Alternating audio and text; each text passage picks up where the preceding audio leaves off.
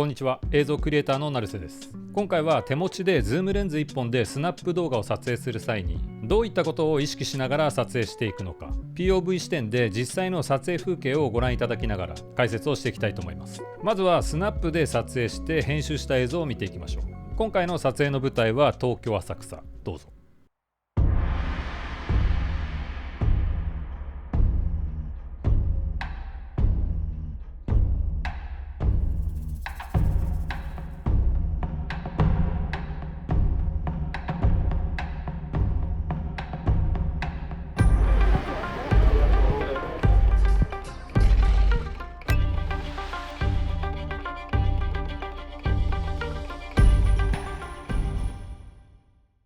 はい、まず撮影風景に行く前に今回の撮影で使用したカメラはこちら、ブラックマジックのポケットシネマカメラ 4K、 そしてレンズはオリンパスのズームレンズ 1200 の F4。 このレンズはフルサイズ換算で 24mm から 200mm となるので、広角からかなりの望遠までを1本で撮れる。なおかつ手ブレ補正も優秀なので、基本的にフラット撮影したい時にかなり重宝する1本です。 ND フィルターは西のトゥルーカラーバリオ、そしてこのフィルターを瞬時に付け外しできるこのアイテム、一回一回フィルターを付け外す手間がなくなるのでものすごく便利です。こちらは概要欄に載せておくのでよかったらチェックしてみてください。それでは早速 POV の撮影風景に移りましょう。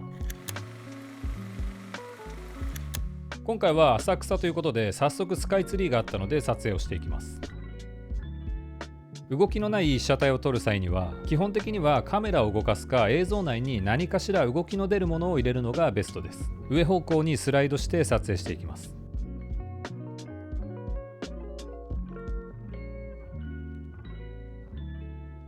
縦長の被写体なのであえて縦向きにして撮影するのも映像に面白みが出るのでおすすめです。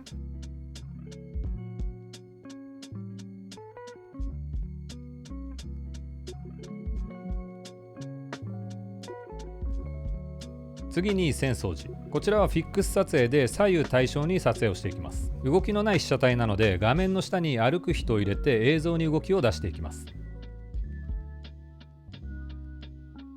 続いては五重塔。こちらも動きがないので今回はカメラを動かして動きをつけていきます。まず構図として中心に五重塔を配置して、その両サイドに手前の建物の屋根部分を置きます。こうすることで額縁構図を作ることが可能です。この位置から前に歩き出して撮影することで手前の屋根が動いて映像に動きを出すことが可能です。次に歩いている人たちの足元を撮影していきます。太陽が斜め奥に来るように反逆光で撮影することで印象的なショットを作ることができます。次に本堂の近くに丸い金の紋章があったので撮影をしていきます。街のスナップ撮影時には丸いものが結構あるので編集時にマッチカットとして使えるので、僕は丸いものを見かけたらいつも撮影するようにしています。はい、ここからは先ほどに続いて丸い被写体探しをしていきます。丸いものの撮影時のコツとして全て同じ画角と位置で収めておくのがベストなんですが、多少編集時にリサイズできるように寄りすぎず押さえておくのがおすすめです。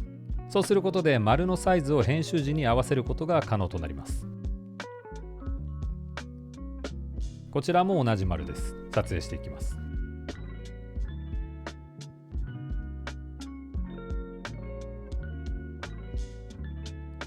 次の丸はこのお店のマーク。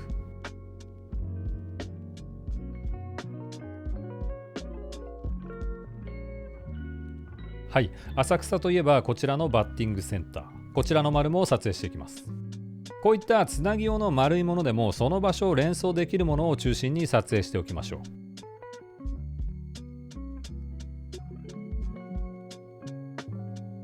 こちらは雷門の近くで風神と雷神が載っている看板を見つけたので撮影をしていきます。少し露出が足りなかったので ND フィルターを外します。このアタッチメントがあると瞬時に取り外しができるので非常に便利です。少し位置が悪かったので移動して撮影をしていきます。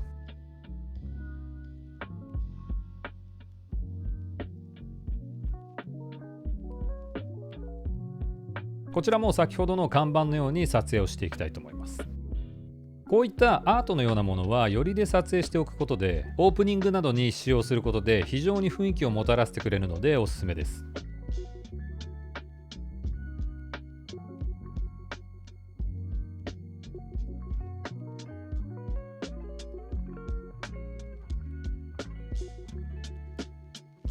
次は通りの人形焼き屋さん。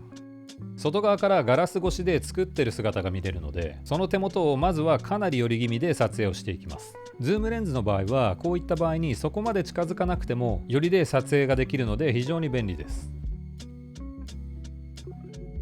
今のようなアクションがあるシーンは複数の画角で撮影してつなげたいので、さっきと角度と画角を変えて撮影をしていきます。こちらは正面から額縁構図を意識したフィックス、そしてぐっと近づいても撮影しておきます。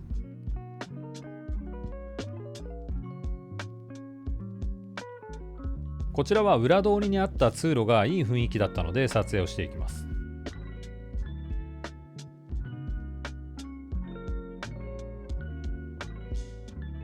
こちらも露出が少し足りないので ND フィルターを外して撮影します。まっすぐ伸びるラインを映像内に入れるリーディングライン、そして額縁構図と構図を2つ組み合わせた撮影となります。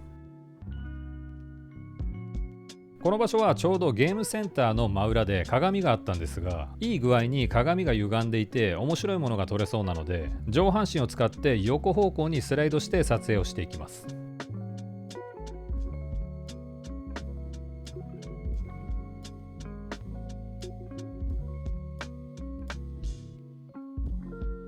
次にアサヒビールの上についているオブジェを撮影します。ちょうどこの場所に草木があったので前ボケとしてうまく利用していきたいと思います。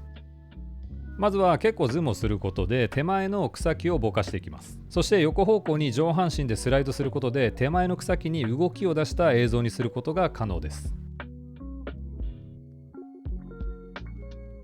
次にもう少しワイド気味に画角を変えて草木の上を手前方向にスライドさせて撮影をしていきます。夕方になって通りの看板のライトが点灯してきたので、看板のまっすぐ伸びるラインを意識して前進しながら撮影をしていきます。この時画面内に斜めに綺麗にラインが入るように構図を意識しています。手持ちで動いて撮影するとかなりブレてしまうので、編集時にスローモーションを適用します。今のラインと同じようにこの裏通りの屋根部分を撮影していきます。これも丸いものと同様に斜めのマッチカットとしてつなげたいので、先ほどと同様に斜めの構図で押さえておきます。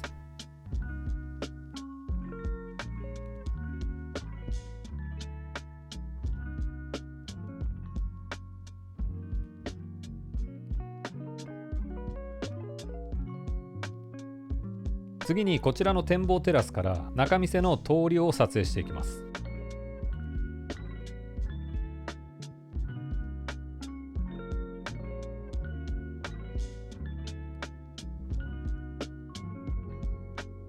先ほどの斜めのラインと合わせてこちらも映像内で斜めになる構図を意識して撮影していきます。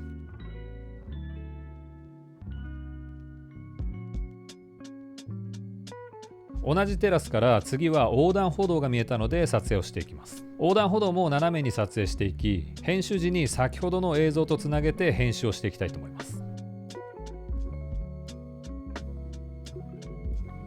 はい、いかがでしたでしょうか。今回のスナップ動画撮影の際に意識するポイント、1つ目に動きのない被写体を撮影するときは画面内に動きを出すように意識をする。カメラを動かすかメイン以外の動きのある被写体を画面内に入れる。2つ目に編集時のつながりを意識して撮影をしておく。先ほどの丸いものや斜めのようなものですね。そして3つ目にその場所の雰囲気を連想させるようなものを撮影する。今後もこのような実践形式の動画を撮っていこうと思いますので、どこか撮ってほしい場所やこんな撮影方法が見たいなどがあればコメントでぜひ教えてください。このチャンネルではシネマティックな映像制作に役立つ情報を発信しておりますので、グッドボタンとチャンネル登録よろしくお願いします。また映像を始めたばかりの初心者の方でも最短でシネマティック動画をゼロから習得できるオンラインクラスを行っておりますので、ぜひ概要欄からお待ちしております。それではまた次回の動画でお会いしましょう。